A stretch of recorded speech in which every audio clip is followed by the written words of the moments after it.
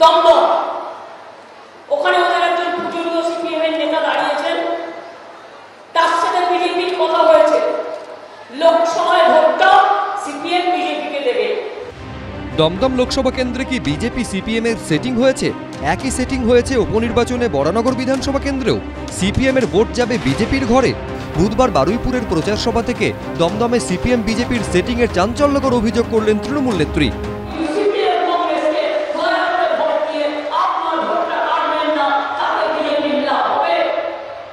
কিছুক্ষণ আগে আমি একটা কথা শুনছিলাম, কিছু কিছু জায়গায় আন্ডারস্ট্যান্ডিং হয়েছে। একটা জায়গার নাম তো আমি বলেই দিতে পারি, দমদম, ওখানে ওদের একজন পূজনীয় সিপিএম এর নেতা দাঁড়িয়েছেন, তার সাথে বিজেপির কথা হয়েছে, লোকসভায় ভোটটা সিপিএম বিজেপিকে দেবে। আর বিধানসভায় ভোটটা, একটা বিধানসভা আছে ওখানে চলছে, যেটা হচ্ছে বরানগর, সেখানে সিপিএম এর ভোটটা বিজেপিতে আসবে। দমদম লোকসভা কেন্দ্রে সিপিএম এর হেভিওয়েট প্রার্থী সুজন চক্রবর্তী আর বিজেপি প্রার্থী শিলভদ্র দত্ত। আর বরানগর বিধানসভা উপনির্বাচনে বিজেপি প্রার্থী সজল ঘোষ এবং সিপিএম প্রার্থী তন্ময় ভট্টাচার্য। অর্থাৎ মমতা বন্দ্যোপাধ্যায়ের তত্ত্ব অনুযায়ী বামের ভোট রামে যাবে, কিন্তু এই তত্ত্বকে উড়িয়ে দিয়ে পাল্টা কটাক্ষ ছুড়ে দিয়েছে সিপিএম ও বিজেপি। এটা মুখ্যমন্ত্রীর আজকের কথায় হতাশা স্পষ্ট হয়েছে যে তৃণমূল দমদমে হারবে উনি বুঝে গেছেন। সেই কারণে স্বভাবসিদ্ধ ভঙ্গিতে আবার সেই পুরনো বস্তা পচা কথা, বিজেপি সিপিএম কে নাকি ভোট দেবে। আরে বাবা, সিপিএম এর পুরনো ভোট সব ফেরত পাচ্ছে, মুখ্যমন্ত্রী বুঝে গেছেন। পশ্চিমবাংলায় জোটটা হয়নি, তার কারণ বাংলার মাটিতে যদি কাস্তে হাতুড়ি তারা হাত আর জোড়া ফুল একসঙ্গে উঠতো, তিনটে দলেরই ষষ্ঠী পুজো হয়ে যেত। বিজেপির মতন লড়ছে, বিজেপির জোরে জিতবে। বিজেপিকে ওই সুডো সেকুলারিস্ট সিপিএম এর সঙ্গে হাত মেলাতে হয় না।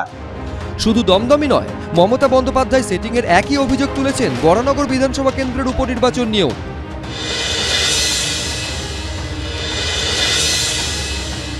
আজকে বরানগরে 52 বছর বাদে সিপিএম কেন?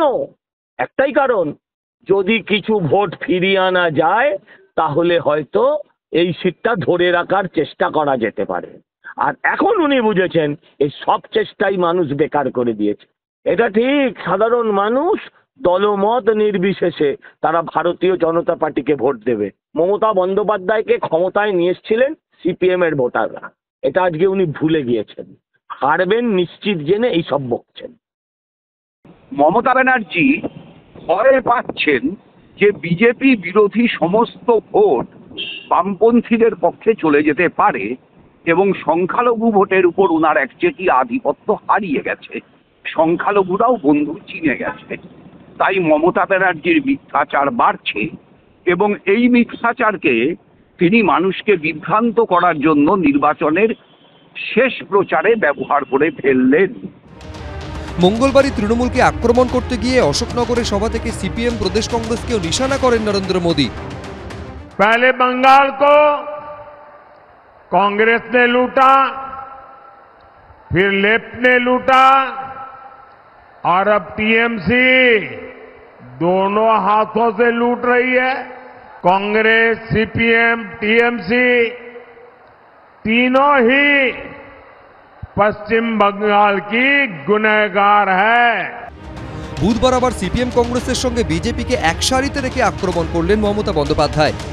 সিপিএম কংগ্রেস বিজেপিকে এখনো মদত করে। এখানে আমি দেখলাম আসার সময় বিজেপি কয়েকটা লাল পতাকা লাগিয়ে দিয়েছে সিপিএম এর।